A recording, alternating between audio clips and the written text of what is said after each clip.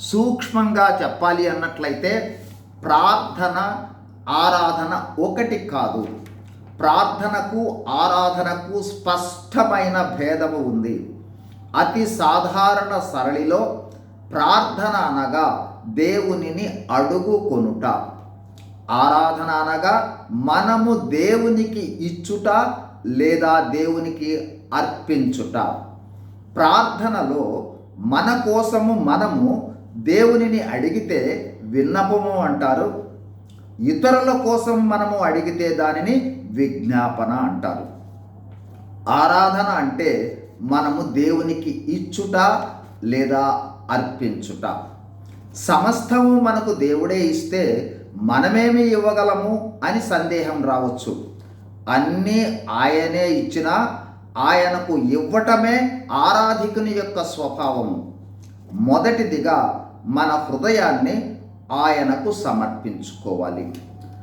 రెండవదిగా దేవుడు మనకిచ్చిన సమయంలో ఆయనకు ఇవ్వవలసిన సమయాన్నంతా ఆయనకే ఇవ్వాలి. మూడవదిగా జిహ్వ ఫలము అనగా మన నాలుక ద్వారా ఆయనను స్తోత్రించుట, ప్రార్థించుట, స్తుతించుట, పాటల ద్వారా మహిమపరచుట చేయాలి. ఇవన్నీ కూడా జిహ్వ ఫలమే. కాబట్టి దీనిని జిహ్వ ఫలాన్ని అర్పించుట అంటారు.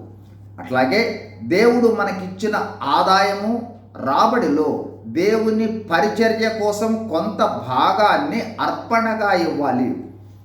దైవ గుణాలు కలిగి నీతిగా దేవునిని పోలి జీవించుట కూడా ఆరాధనయే. దేవునిని గూర్చిన గ్రహింపు ఎంతగా పెరుగుతుందో అంతగా దేవునికి ఇచ్చేవారుగా, అర్పించేవారుగా, ఆరాధికులుగా ఉంటారు. ఆరాధన స్థాయి అనేది దేవుని పక్షముగా మనకున్న హృదయ స్పందనను బట్టి దైవికమైన తన్మయత్వముపై ఆధారపడి ఉంటుంది. దైవికమైన గ్రహింపును బట్టి ఆరాధికుడు తనను తానే దేవునికి సమర్పించుకోవచ్చు కూడా.